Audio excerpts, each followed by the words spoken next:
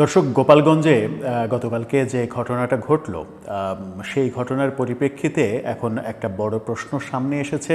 সেটা হচ্ছে যে আওয়ামী লীগের কী হবে এখন, আওয়ামী লীগের পরিণতিটা কোন দিকে যাবে। এটা তো প্রকাশ্য সত্য যে এনসিপির যে আয়োজন, যদিও তারা জুলাই পদযাত্রার নাম চেঞ্জ করে গোপালগঞ্জের ক্ষেত্রে মার্চ টু গোপালগঞ্জ করেছিল, সেখানেও অনেকে উস্কানি দেখছেন যে এটা গোপালগঞ্জবাসীকে এক ধরনের উস্কানি দেয়া, এক ধরনের চ্যালেঞ্জ জানানো।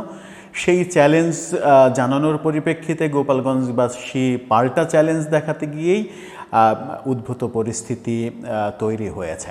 কিন্তু উদ্ভূত পরিস্থিতিটা আদতে কতটুকু হয়েছিল? একটা আয়োজন, একটা পথসভা কিংবা একটা জনসভা আয়োজন করা হয়েছিল। সেই আয়োজনের আগে কিছু সংখ্যক লোক গিয়ে সেখানে আক্রমণ করে চেয়ার, মঞ্চটঞ্চ ভাঙচুর করা হয়। এতটুকুই তো ছিল ঘটনাটা। তারপরে এনসিপির নেতারা গিয়েছেন, সেখানে সমাবেশ করেছেন। কিন্তু এই ব্যাপারটাকে আরও বড় এবং বিস্তৃত হতে দেখেছি আমরা যখন আইনশৃঙ্খলা বাহিনী হামলাকারীদের উপরে চড়াও হয়। আইনশৃঙ্খলা বাহিনী হামলাকারীদের উপরে এত বেশি চড়াও হয়েছে, যে ভিডিওগুলো সামাজিক যোগাযোগ মাধ্যমে ছড়িয়ে পড়েছে এবং কোনো কোনো গণমাধ্যমের লাইভেও দেখা গেছে। সারা দিন ব্যাপী লাইভ, সন্ধ্যা পর্যন্ত বিবিসি বলেছে, সন্ধ্যা পর্যন্তও এই ব্যাপারগুলো থামানো যায়নি। সেই প্রেক্ষিতে আবার কারফিউ জারি করা হয়েছে। আজকে সন্ধ্যা 6টা পর্যন্ত কারফিউ চলার কথা। সেই সব বিষয়গুলো একটা ব্যাপার সামনে নিয়ে আসে, সেটা হচ্ছে যে আইনশৃঙ্খলা রক্ষাকারী বাহিনী ব্যাপারটা আরও অনেক বড় হতে পারে সেরকম আশঙ্কাতেই ব্যাপক অ্যাকশানে গিয়েছে। যখন তারা ব্যাপক অ্যাকশানে গিয়েছে তখন দৃশ্যপটটা অনেক বেশি ব্যাপক মনে হয়েছে। পরবর্তীতে আমরা দেখেছি এনসিপি নেতারা আর্মির যে নিরাপত্তা ভেহিক্যাল, অনেকটা মানে বুলেট প্রুফ ব্যাপার স্যাপার, সেই যানবাহনে তাদেরকে পালিয়ে যেতে দেখা গেছে। এবং সেই যানবাহনে তারা যখন পালিয়ে গেছে তখন সেটা নিয়েও অনেকে ট্রল করার চেষ্টা করেছেন। যে কথা বলছিলাম যে আর্মির এপিসি, আর্মার্ড পার্সোনাল ক্যারিয়ার, সেই এপিসি গাড়িতে যখন তারা পালিয়ে গেছেন, মানে সেখান থেকে তাদেরকে সরিয়ে নেওয়া হয়েছে। পালিয়ে যাওয়া ব্যাপারটা বলাটা ঠিক হবে না, তাদেরকে এক ধরনের শব্দ প্রয়োগের মাধ্যমে অসম্মান করা হয়, সেই কাজটা আমরা করতে চাই না। সেখান থেকে তাদেরকে নিরাপদে সরিয়ে নেওয়া হয়েছে গোপালগঞ্জ থেকে। তারা খুলনাতে গিয়েছেন পরবর্তীতে আমরা জেনেছি, এবং খুলনা প্রেস ক্লাবে গিয়ে সংবাদ সম্মেলন করেছেন। খুলনাকে মোটামুটি নিরাপদ স্থান হিসেবে তারা বেছে নিয়েছেন এবং খুলনাতে গিয়েছেন। দুদিন আগে তারা খুলনাতে সভা করে এসেছেন, খুলনাতে ব্যাপক শোডাউন করেছেন, সেই খবর তো আমরা জানি। সেই খুলনাকেই নিরাপদ স্থান ভেবে তারা খুলনাতে গেছেন। কিন্তু এখন যে আলোচনার বিষয়, যা সব মিলিয়ে যা ঘটল, সেই প্রেক্ষাপটে একটা প্রশ্ন আসে যে আইনশৃঙ্খলা বাহিনী যখন ব্যাপক মারমুখী ভূমিকায় অবতীর্ণ হলো, তখন প্রশ্নটা সামনে আসলো যে এখন তাহলে আওয়ামী লীগের কী হবে, আওয়ামী লীগের পরিণতি কোন দিকে যাচ্ছে, ভয়ানক পরিণতির দিকে যাচ্ছে। আওয়ামী লীগের বিরুদ্ধে কি বড় ধরনের সিদ্ধান্ত হতে পারে সরকারের পক্ষ থেকে? সেই আলোচনা করার চেষ্টা করবে এই ভিডিওতে। থাকবেন পলিটিক্স টিভির নিয়মিত আয়োজনে।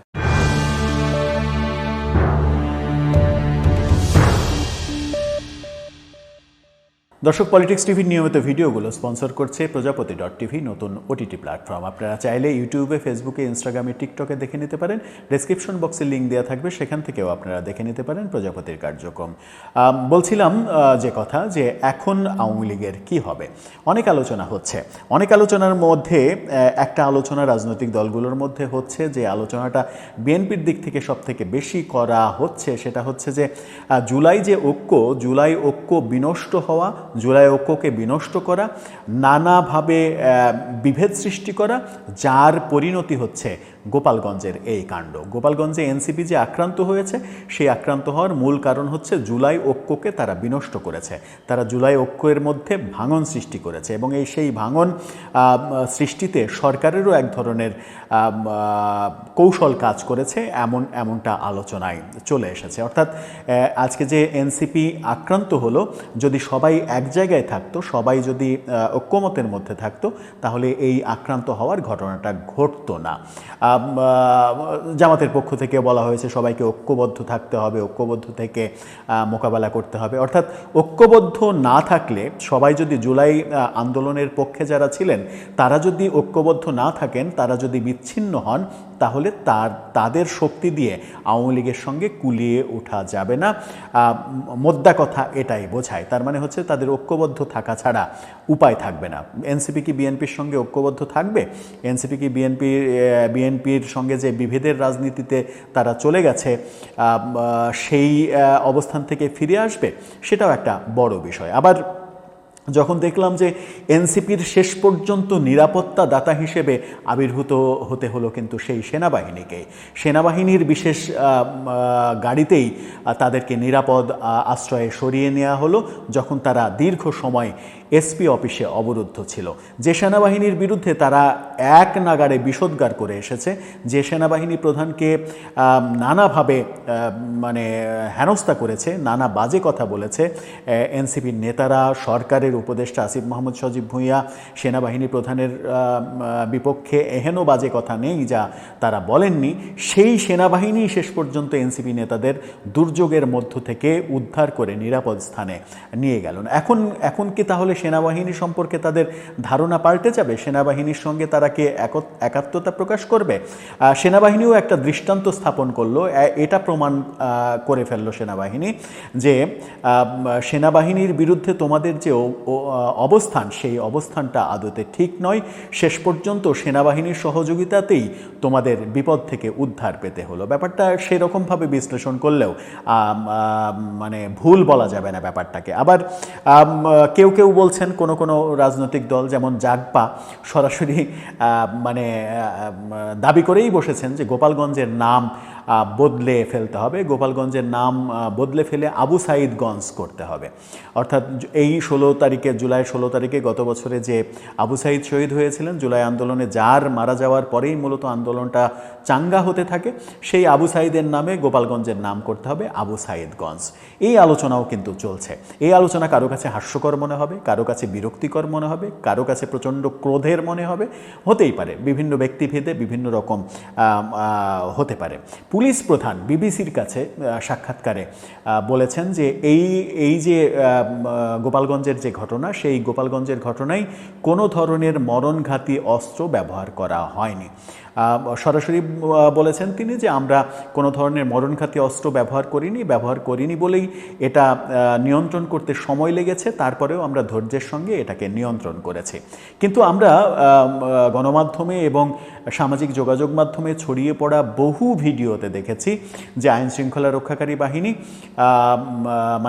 দেদারসে গুলি করছে এবং প্রচুর গোলাগুলি হয়েছে, হাজার হাজার রাউন্ড গোলাগুলির ঘটনা ঘটেছে গোপালগঞ্জে এবং সেই গুলিতে অনেকে নিহত হয়েছেন এমন দাবিও করা হচ্ছে।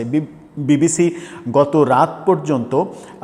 গত রাত সন্ধ্যার পরে বিবিসি 4 জনের মৃত্যু নিশ্চিত করেছে। বিবিসি বলেছে 4 জন এখন পর্যন্ত মারা গেছে, এই তথ্য জানা গেছে। বিভিন্নভাবে সামাজিক যোগাযোগ মাধ্যমে বিভিন্ন সংখ্যা প্রচার করা হচ্ছে, কেউ 11 জন বলছেন, কেউ 13 জন বলছেন, কেউ 17 জন বলছেন, এরকম সংখ্যা প্রচার করা হচ্ছে। কিন্তু বিবিসির সোর্সটাকে যদি অথেন্টিক সোর্স ভাবা হয় তাহলে 4 জন অন্তত তো নিশ্চিত করে মারা গেছেন। সেই 4 জন কীভাবে মারা গেল সেটাও তো একটা বড় প্রশ্ন। নিশ্চিতই গুলিতে মারা গেছে, অন্য কোনো ঘটনা তো ঘটার কথা নয়। তাহলে পুলিশের যে অবস্থান, সেই অবস্থানও হয়তো প্রশ্নবিদ্ধ হবে। আবার এই আইনশৃঙ্খলা বাহিনীর যদি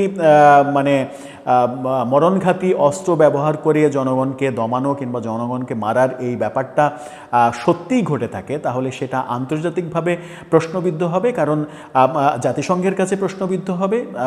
এবং সেই প্রশ্নবিদ্ধ যদি হয় হয় তাহলে জাতিসংঘের শান্তি মিশনে আমাদের বিভিন্ন আইনশৃঙ্খলা রক্ষাকারী বাহিনীর সদস্যরা যে কাজ করেন সেটাও প্রশ্নবিদ্ধ হতে পারে। সেটা একটা বড় আশঙ্কার জায়গা। নিশ্চয়ই সেই আশঙ্কা জাগা নিয়ে কোনো কাজ আমাদের আইনশৃঙ্খলা রক্ষাকারী করবে না, সেটাই আমাদের প্রত্যাশা। এবং এটাই প্রমাণিত হোক যে আইনশৃঙ্খলা রক্ষাকারী বাহিনীর গুলিতে একজনও নিহত হয়নি। কারণ আন্তর্জাতিকভাবে যদি মানবাধিকারের প্রশ্ন ওঠে তাহলে বাংলাদেশের আইনশৃঙ্খলা বাহিনী যদি প্রশ্নবিদ্ধ হয় তাহলে সেটা আইনশৃঙ্খলা রক্ষাকারীর জন্য যেমন ভবিষ্যতে খারাপ ব্যাপার, খারাপ উদাহরণ তৈরি করবে, তেমনি সরকারের জন্যও সেটা বিব্রতকর ব্যাপার হয়ে যাবে। আরেকটা যেটা বিষয় সেটা হচ্ছে যে গোপালগঞ্জে কারফিউ জারি করা হয়েছে। কারফিউয়ের মধ্যে অনেকে আশঙ্কা করছেন যে ব্যাপক হারে ধরপাকড় কিংবা ব্যাপক হারে এক ধরনের এই সন্ত্রাসী নিধন কার্যক্রমের মাধ্যমে নিরীহ যারা আওয়ামী লীগ করে তাদের উপরেও গজব নেমে আসতে পারে, এই আশঙ্কাও করছেন। কিন্তু সবথেকে বড় আশঙ্কা আমাদের দিক থেকে যে আশঙ্কা সেটা হচ্ছে যে অস্থিতিশীল পরিবেশটা আমরা গোপালগঞ্জে গতকালকে দেখলাম সেটা না আবার সারা দেশে ছড়িয়ে পড়ে। সেটা যদি সারা দেশে ছড়িয়ে পড়ে তাহলে সেটা খুবই খারাপ একটা ব্যাপার হবে। দুইভাবে ছড়িয়ে পড়তে পারে। এক, গোপালগঞ্জের ঘটনাটাতে উৎসাহিত হয়ে সারা দেশের আওয়ামী লীগ তাদের নিজ নিজ জায়গায় এরকম ঘটনা ঘটাতে চাইতে পারে। এটা হলে খুবই ভয়াবহ একটা ব্যাপার হবে। দুই, গোপালগঞ্জের ব্যাপারটাকে ইস্যু করে আইন শৃঙ্খলা রক্ষাকারী বাহিনী সারা দেশে এক ধরনের অভিযানের মাধ্যমে সাধারণ আওয়ামী লীগের মানুষদের গ্রেপ্তার, হয়রানি, এই কাজগুলো করতে পারে। দুইটার কোনোটাই কাম্য নয়। দুইটার যে কোনো একটা ঘটলে দেশ একটা অস্থিতিশীল পরিবেশের দিকে চলে যাবে এবং চরম মানবতা বিরোধী কর্মকাণ্ড পরিস্থিতি তৈরি হবে এবং মানবাধিকার লঙ্ঘনের ঘটনা ঘটবে, যেটা কোনোভাবে প্রত্যাশিত নয়। এই সার্বিক বিষয় বিবেচনা করে গোপালগঞ্জে যে বড় ঘটনা ঘটলো এটা আওয়ামী লীগের জন্য একটা বড় শোডাউন। আওয়ামী লীগের লোকজন প্রথম দিকে এক ধরনের প্রচারণা করার চেষ্টা করছিল যে গোপালগঞ্জে এনসিপি যেরকম মার্চ টু গোপালগঞ্জ ঘোষণা দিয়েছে সেটা তাদের পরিকল্পনার একটা অংশ।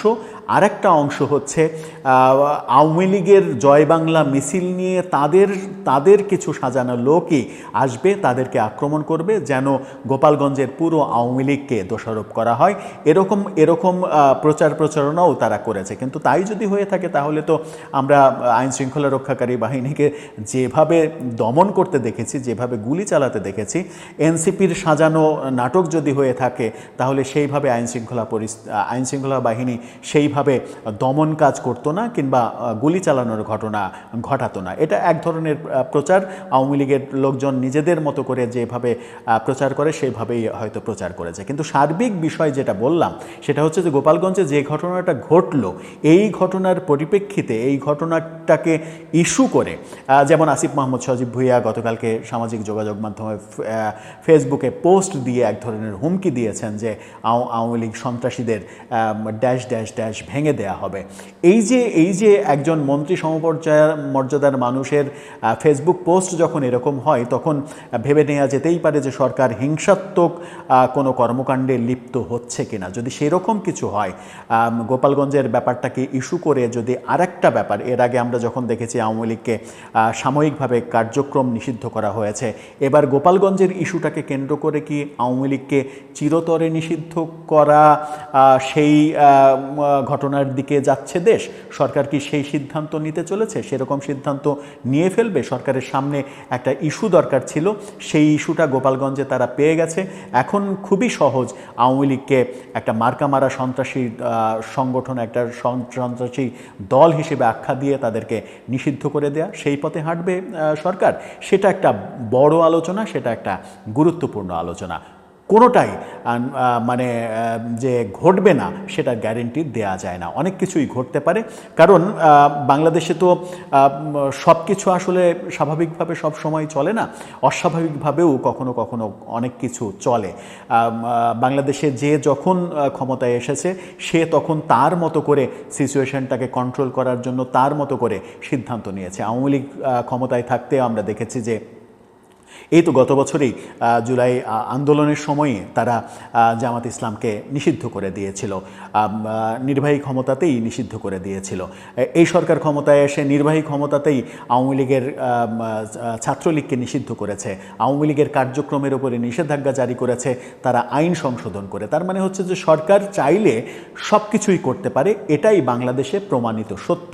সেটাই কি আবার ঘটতে যাচ্ছে? এবার কি গোপালগঞ্জের ব্যাপারটাকে ইস্যু করে আওয়ামী লীগকে চিরতরে নিষিদ্ধ ঘোষণা করে দেয়া হবে? আর সেটা যদি করে দেয়া হয় তাহলে কি বাংলাদেশের আইন শৃঙ্খলা পরিস্থিতি নিয়ন্ত্রণ করা আরও সহজ হবে সরকারের পক্ষে, নাকি সেটা হিতে বিপরীত হয়ে যাবে, সরকারের জন্য আরও বেশি কঠিন হয়ে যাবে?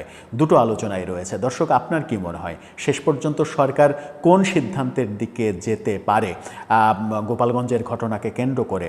আবার গোপালগঞ্জের ঘটনাকে দুইভাবে বাংলাদেশে অন্যান্য অঞ্চলে ছড়িয়ে যেতে পারে যে কথাটা বললাম, সেটারই বা কী হতে পারে? আপনার মতামত জানিয়ে লিখতে পারেন আমাদের কমেন্ট বক্সে।